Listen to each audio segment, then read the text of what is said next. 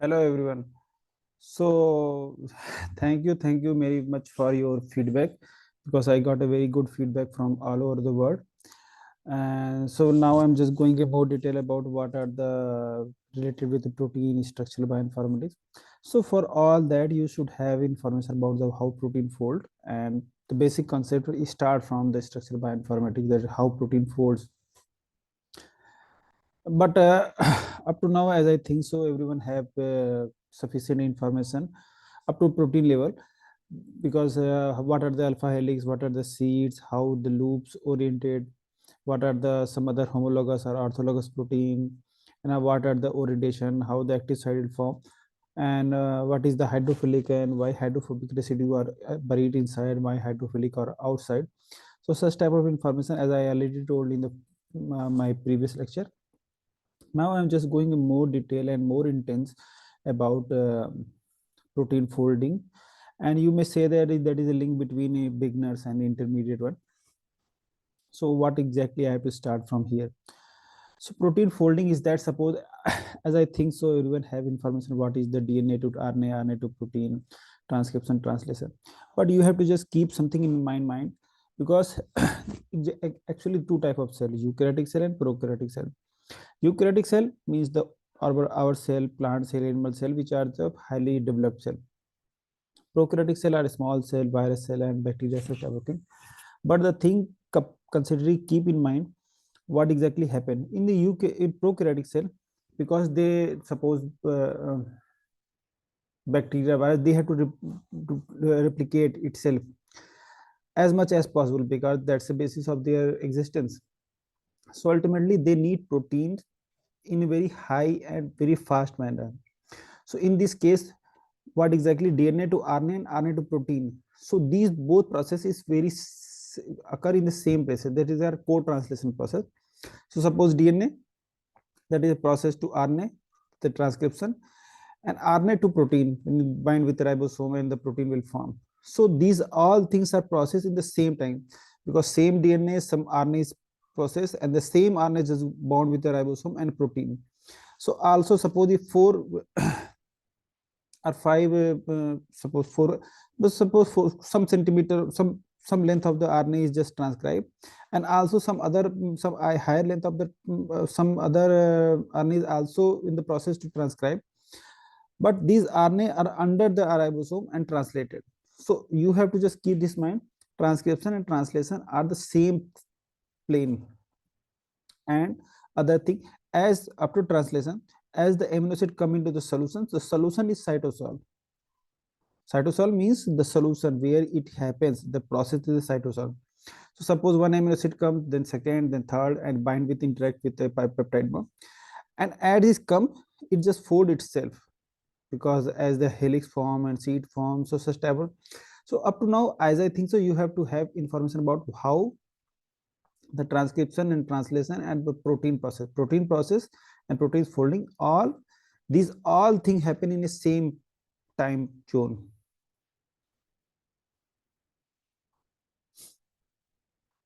Okay. Now here two experiment, as a Enfinson experiment and Laventha paradox, that's a process inform about how protein fold and what are the process. Here has got Nobel in the some ribonuclease enzyme. I will describe in detail, but up to now, at least say you have to have information how protein fold. In vivo, in vivo means in the cell. In vitro means outside. That experiment. In vitro means, vitro means a word is just a glass, so means the word experiment. So that is the in vitro experiment. But in vivo, the same experiment happened for how protein fold, and he has done what are the process. So he has taken ribonuclease enzyme, and ribonuclease enzyme very small enzyme and have 4 disulfide bond, and these are the shown in the different color. And 4 disulfide bond means cysteine residue. If any cysteine residue in the amino acid and other cysteine residue, they just make and interact with each other with disulfide, because they have a SH group, free SH group, and they interact with to form a disulfide bond. So in Finson, usually first step, he has taken ribonuclease enzyme, which already have 4 disulfide bond. Okay. The next, what he has done, he used urea and beta mercaptophenol. I will describe in detail everything. Urea, actually urea is a reagent or chemical by which it has a high hydration energy. Hydration energy means it sucks the water molecule from the protein. And protein, as I told you, how it folds because of the water molecule and all these things, hydrophobic interaction. So when you just increase the concentration of urea, the urea have to have a higher hydration energy, and it sucks it removes the water molecule from the protein. So the now protein unfolded. Okay, how as the process go, as increase the concentration up to 8 molar urea, every protein unfolded, completely unfolded. And beta mercaptophenol is used to remove the disulfide linkage. So if, yeah, definitely as the tertiary structure, so helix will form and the disulfide and such type of things, everything is helix, loop, seeds, such type of thing, and disulfide. So if you remove all water molecule by urea and remove the disulfide linkage by the beta mercaptophenol, so ultimately protein is denatured, completely denatured protein. So that's the experiment. The first step, he has 3 steps. The first step, he has to use 8 molar urea, not 8 molar, to increase 8 molar, up to 8 molar urea, all water molecule removed, and with the beta metabolite disulfide bond to break, and ultimately protein is completely denatured. Okay. So next experiment, what he has now, what in his mind, that he want to just refolded the protein from the denatured protein. So denatured ribonuclease, and now he wants to dialysis. Dialysis is a only simple process. Dialysis membrane is osmosis, everything you know. So there is a membrane, and if you have to increase the higher concentration to lower concentration, such types of, if you have a protein in that solution and you have to outer surface different solution, higher different buffer. So ultimately the protein urea in the protein dialysis bag, in a dialysis bag, protein with the urea and beta mecanotetrol. Okay, so these are denatured protein.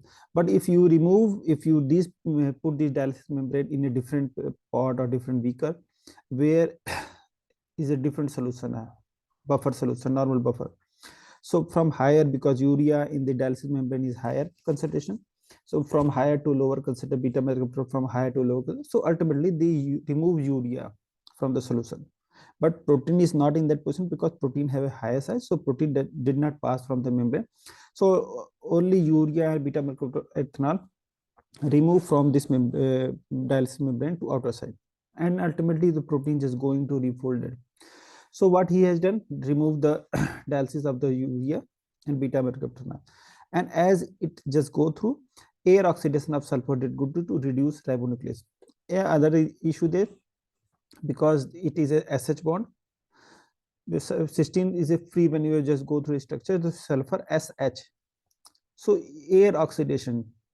So you have to just by air, you have to just oxidize the sulfate to reduce in the ribonuclease, because when it reduce, it has the possibility to make interaction. So what exactly has done? First up, put all this solution beta denatured protein in a bag, dialysis bag, which already have a 8 molar urea and beta mercaptophenol and protein, put in a beaker from dialysis, higher to lower and such type of thing. Ultimately, in the dialysis, all the urea and beta mercaptophenol have been removed, and protein is just going to in the process to refold. And when he is just air oxidized, so sulfide group up to reduce ribonuclease, and it has possibility to form a net conformation. So exactly he has done, but that's not a simple process. He has done almost more than, I think, more than 100 or 105 experiment, as I see, because he's very famous one and he has got Nobel Prize. So ultimately that is process, but that is not a simple process. He has done many things. So what exactly he had got the result? So he just removed beta circle. That is a process. First, he just removed beta mercaptophenol. So beta mercaptophenol removed means the cysteine residue now have a possibility to make now free, because the disulfide bond have a possibility to may interact. Then it just oxidize the sulfur group. So okay, now that's a very possibility, because beta mercaptophenol also removed and sulfate group is also oxidized. So definitely oxidation. So sulfatic group is reduced and may have possibility to may interact with each other. And then he just remove urea. To remove urea, so water molecule as he remove urea, so concentration remove, and hydration energy low because urea is high hydration energy. So water molecule just go inside and penetrate inside and such type of thing, and may have a possibility to interact with each other. But it's just a scrambled ribonuclease, because you have seen that some the cysteine are have a possibility to interact in the exact orientation, the same, but some in a different, because cysteine doesn't matter if he is interact with each other. If it get a cysteine of the nearby, so it may interact with each other. But here some different cysteine are interact with each other, so that's not a proper folded scrambled ribonuclease. Then he just input trace amount of beta hydroxyl, so the trace amount of beta hydroxyl, and just go through the process. So ultimately the correct cysteine, because the correct cysteine is just going and interact with each other, and he also has to just activity test in the step by step, as increase beta hydroxyl activity test and some other biophysics, circular dichroism.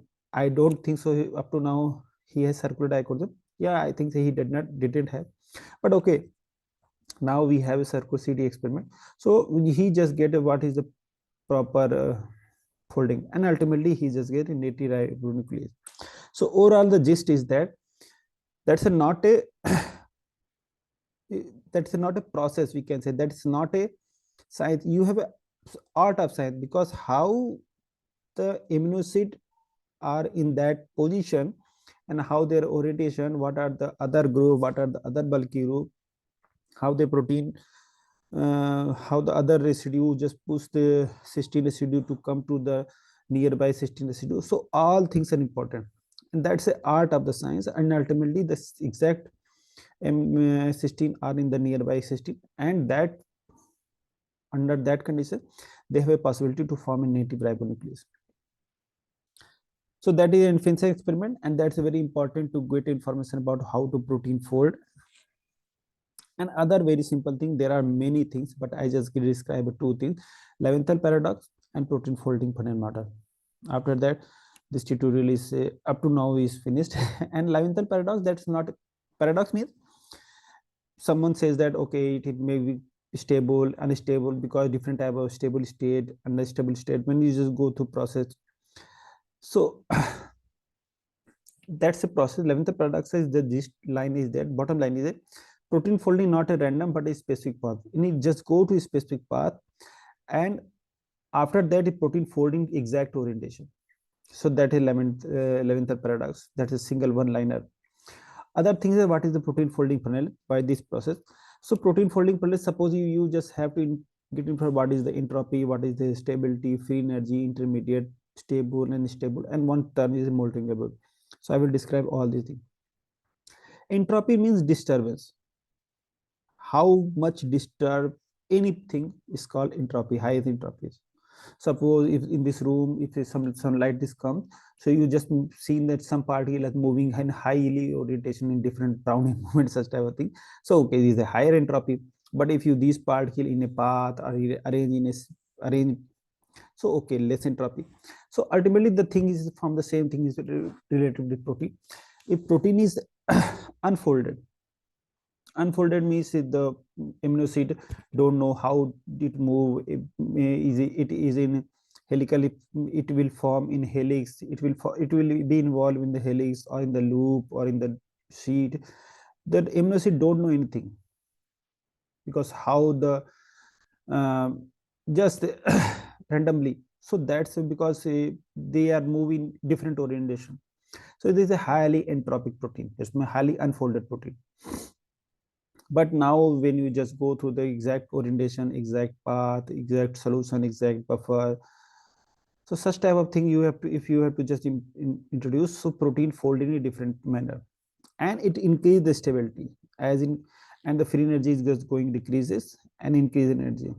So energy means native state means the in a lowest energy level. Suppose if you are doing some work and just go to the home and take a rest. So rest means if you are in the bed and take nap means so you are the lowest energy level. So that's why I think they have to just, I just example you.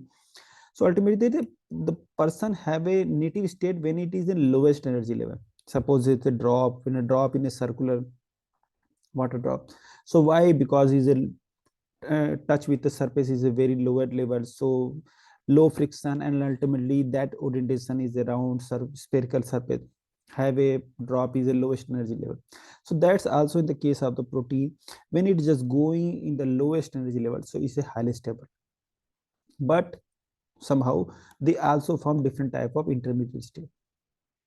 Some intermediate state are stable, some are not stable, some are more stable.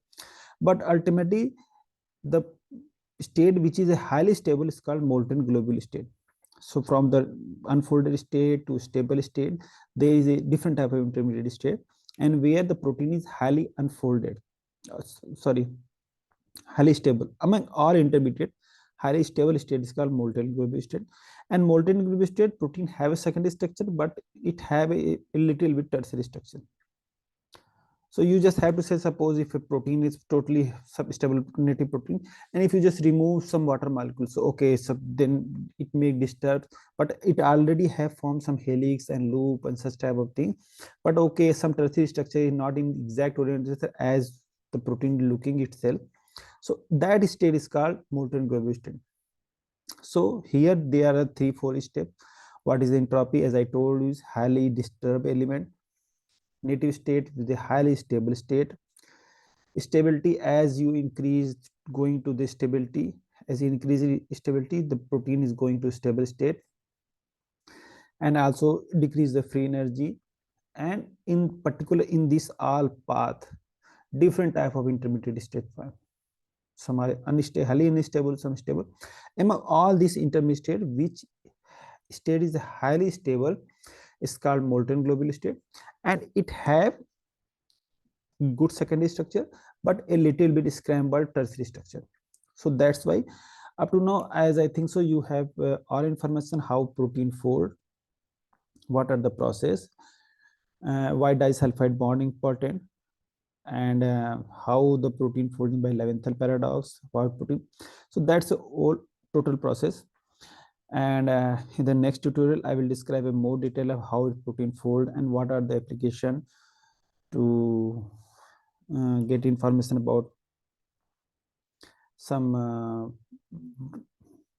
some drug designing, such type of later on. But okay, up to now, as I think so, you have sufficient information. And okay, thank you very much for the subscribe my channel, and better to meet on the next tutorial. Thank you very much.